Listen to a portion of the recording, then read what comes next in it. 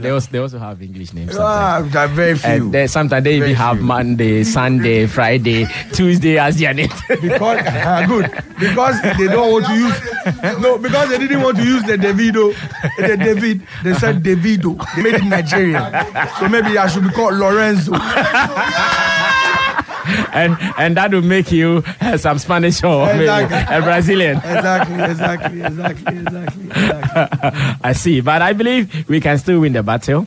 It is one I think we've won already. Mm-hmm. I mean, the fact that God has blessed us with somebody like Nana Pia Mensah who understands the dream. Okay. You know, he has a bottomless pit when it comes to spreading or spending on the industry.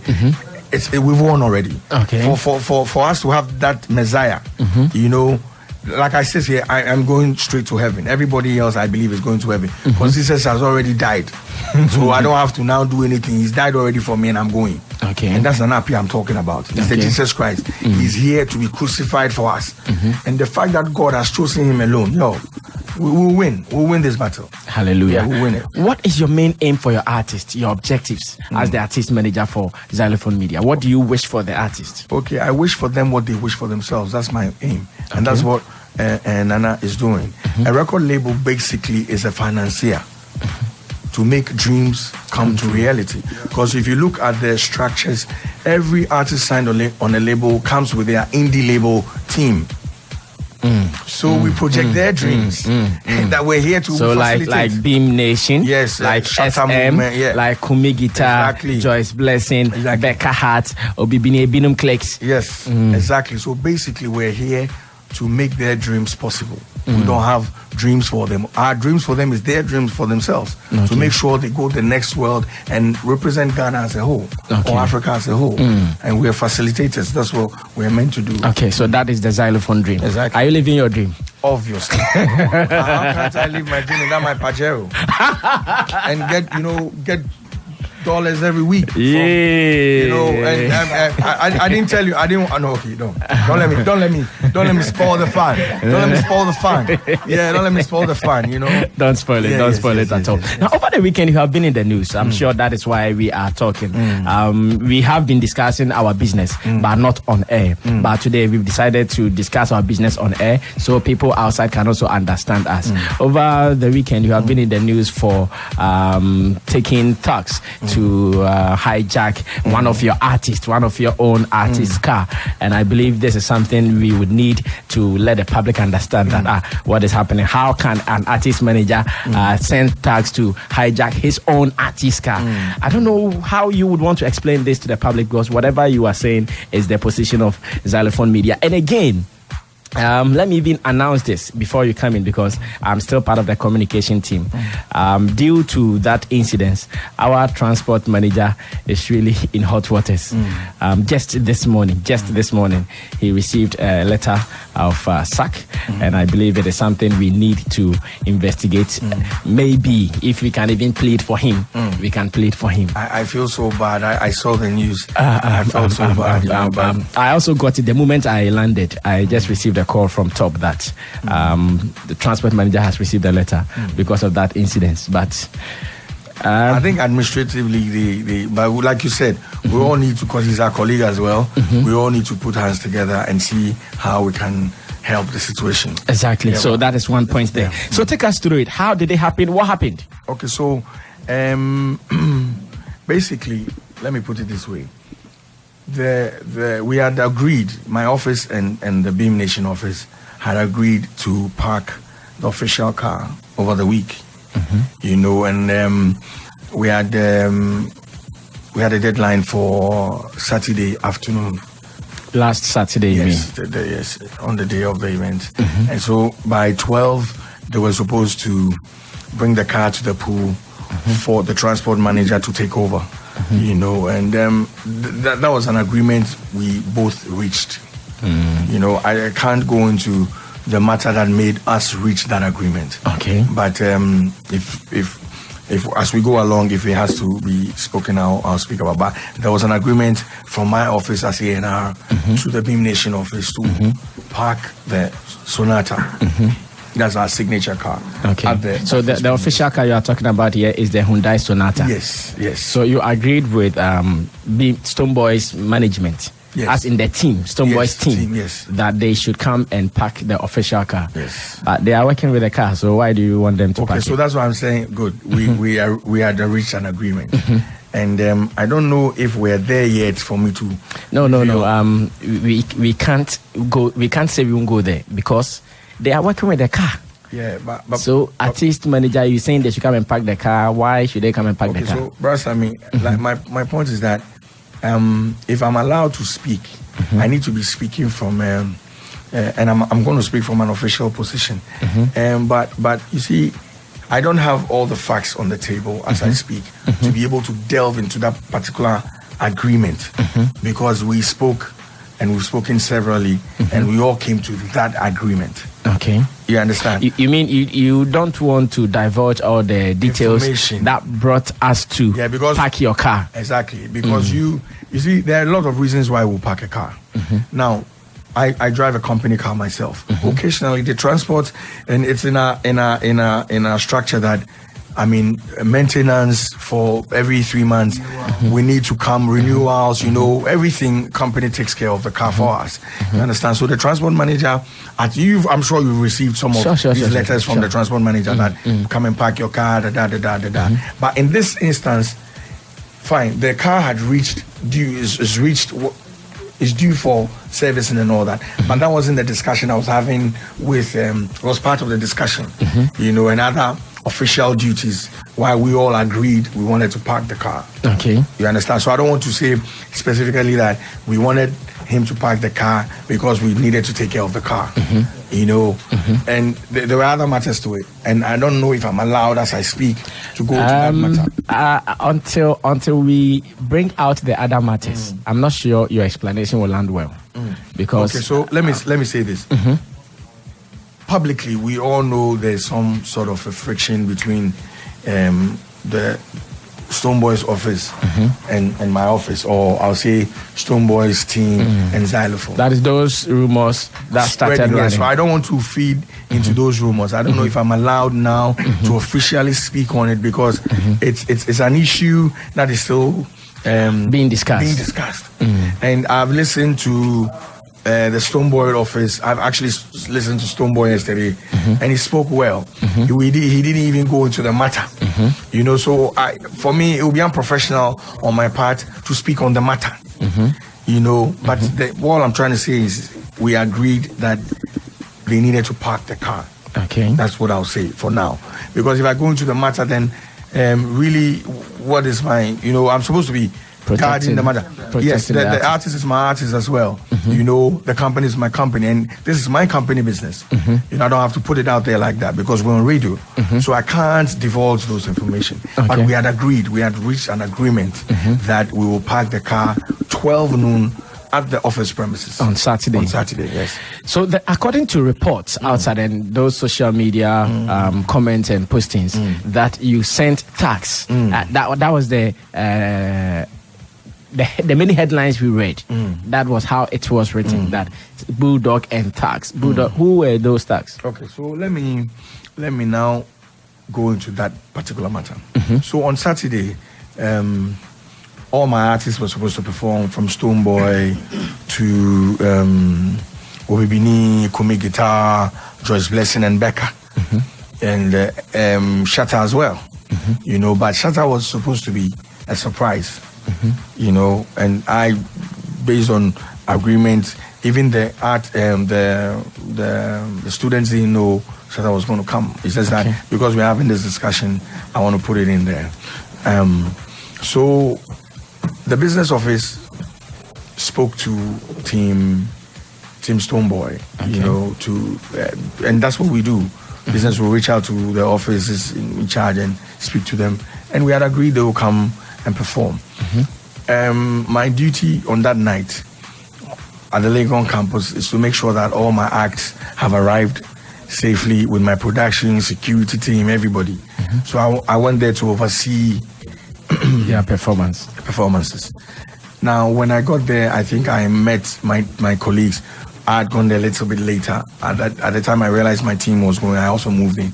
So when I got there, my team had complaints because we were sponsors on the show, and they said there are banners and everything, and paraphernalias have been pulled. I've actually, I was not there. I was in Ho doing other businesses, and I've seen a video of some young people pulling xylophone branded products outside the stage. Yeah. That is what you witnessed. Yes. When I got there, the things were down already. They were down. And did you ask? Did you inquire? Yes, I asked. And what report were you giving? My team, the event office, said CD, that Stonebwoy's manager, had instructed that all these things be removed. If not, Stonebwoy will not come on the show. Now all the xylophone material should be taken off the stage before he comes on stage. Let me give a little background before the night of the event. Okay. So Stonebwoy was booked through xylophone. Obviously, he's an artist. Okay. And we have a product called Xylophone Cash, which we're selling. And as part of what we do in good spirit and whatever, all our artists are helping us push the Xylophone Cash. Exactly. So any opportunity we get, we need to shout it out. So I spoke to when the call came from business that they spoken to business, spoken to the Stonebwoy's team. Yeah. Yes. I was concerned based on issues I don't want to go into now. So I spoke to Team Stonebwoy through management and said, "Oh, this is what we're looking at doing on the day. We want to push." A business has been booked. Yes. Okay. Yeah, business will speak business. Okay. But I was concerned about the brand. Oh, okay. And the brand positioning. So I made a phone call on brand positioning, and spoke to the manager and said, on that day we're pushing the brand, we're pushing our product actually. And I wanted to just go over what we'll be doing with the product on stage, what we're looking at doing. Okay. So we need to share ideas on how we're going to do it. Exactly. So he said I should hold on and I need to speak to Stone and get back to me. So he got back to me later and said, Stone says he does not want to push the xylophone anything or what. You understand? Did he say he did not want to perform, or he did not want to push the xylophone cash? He wants to perform, but he doesn't want anything to do with the xylophone product, that xylophone cash. Oh, and why? Is he not part of the brand? Have you terminated his contract? No, I haven't. And that's why I don't want to go into the matters leading to that. Because if I open that chapter, I need to go into it. So I'm telling you what happened. Okay. Maybe at another time, we'll go into the matter. But I want to speak on what happened. So I said, whoa, like you're asking me, I knew I had a background of why that response. So I said, okay, cool. But are you still cool to perform? I said, oh yeah, the performance said they will do. I said, well, let's leave it at that. So business also reached out to me with the same complaint. I said, oh, I've spoken to Team Stonebwoy. So it's all right, let them perform. Now, you should know that I look out for the artist and the company as well. Now, if Stonebwoy goes to perform, being booked through me as xylophone, I still make my money. Now, I might have issues with him not projecting my product, but I'm not worried at that particular point because he needs to feed. I also need to feed. There are bills we need to pay. So I said, let's go ahead and do it. So we're all on it. So business was worried a little bit. I'm like, oh no, let it play out like that. God, let's do the show and forget about there will be other materials. Yes, there will be others who will push it as well. So don't worry about it. Let them go and do it. So I said, cool. We all agreed on that. Then I think this conversation happened maybe on a Wednesday or Thursday. So I think Friday or Saturday, business got back to me and said, they had a call from Team Stonebwoy. No. From the organizers.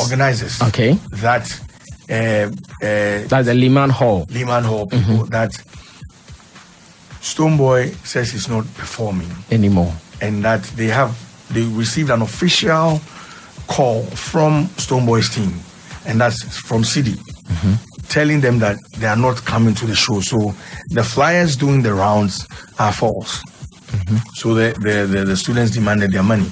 So business was asking, what do we do? Because really, it's on my table, it's on my desk. And I didn't want to go back again to City. Or I think I tried, but I didn't get through. But I understood where they were coming from. An artist can decide to decline a show at the last minute. They have their own reasons. So I respected that as well. So I told business, for us not to look bad as a company, return the money, refund. Yes, I mean, Stonebwoy isn't coming. So refund the money. So they acted upon my instruction and they gave the money out to the organizers of the event. That's the Liman Hall. Yes, so I'm sure it was in the morning or the evening of Friday. Okay. So when Saturday morning, I think Saturday afternoon around that area, I heard rumors that Stonebwoy was performing at that show. So I said, whoa, it's good for us. It means he had a change of heart and he wants to do the performance. So I didn't bother. I had a lot of things right now. I had to come to work, Did you then check from business? The business, whether... Good. So I went back to business and said, the guy is performing, so what happened? He says, no, it is not through us. I said, how? He said, oh, they've given out the money already and they don't know how these guys are back on the show. So I think business and events made a little bit of inquiries and they realized that Stonebwoy's team had gone to take the money that we had paid them off. Paid to the students. They've gone to take the money back and they say they'll perform. For me, I felt a little bit... so in my understanding, they did not want the booking through Xylophone Media. Yes. You know, and they wanted the booking to come to them directly. And in my books, that's breach of contract. You understand? My artists don't go and take a show without my knowledge. I have to know about it. I own a percentage. I actually have to receive the money and pay them off. You understand? So I said, don't worry. I mean, it's in that day. There's nothing we can do. Let it go. You know, because for peace to reign, some of these things you need to. So let it go. And we didn't have a problem. So everybody, I said, ease up. Let's do this. So on the evening, now be mindful that during the back and forth. Yes, transport is also giving me a headache. That big man, you say they go park the car. You know, come park the car. So, bro, I beg, I will get back to you because I'm speaking to my people.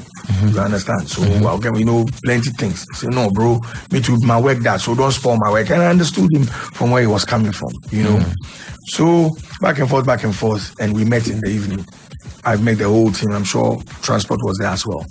Then, business events told me, they said we should remove whatever. Because Kumi, looking at the arrangement. The arrangement. If I know for sure, and I do, events will put Joyce first because she's gospel. Then Obibini might come. Then Kumi will come. Then maybe a Becca will come before a Stonebwoy. And Shatawale. Yeah, Shatawale. You understand? That's in that order. You know, so when I got there, I said, but my people are still in the car. So before all these things went down, how come they've not performed? Because, you know, why? They said, no, Stonebwoy wants to go on stage before all of my acts. You understand? And I'm like, oh, this is unfair. Because if something, let them do their performances. When they finish, you can actually get all the things off like you wanted to, so that you do your performance without us there. But to block my artists and say you want to mount the stage first and all that, when you do that and the crowd disperses, what's you know, so I was looking from artistic point of view. And so I reached out to City and said, oh boss, the way they move, you know, will help, or but we all with family at least. He said, oh no, he doesn't even know about the pulling and tearing down of the banners and everything and that. He doesn't even know. I'm saying, oh, and that's what the organizer. So I think at the time he was also in a hurry. He needed to make sure Stone would come on stage, and he was doing his work. So I think we couldn't finish the matter, so he left and went on the stage. Now when he was on the stage, I realized they were checking their whatever, and I realized that the MC of the show was wearing a xylophone costume as well. He removed the t-shirt and wore it, you know, like in verse. Like the MC removed the xylophone t-shirt he was wearing. And he had to invest it, turn it inside out. Wow. Exactly. You know, because again from the instructions of somebody. Yes. So I'll say CD. Let me just say CD. You know, because CD was on stage. No, the reason why I also said somebody is that I've also spoken to CD, and he tells me he didn't know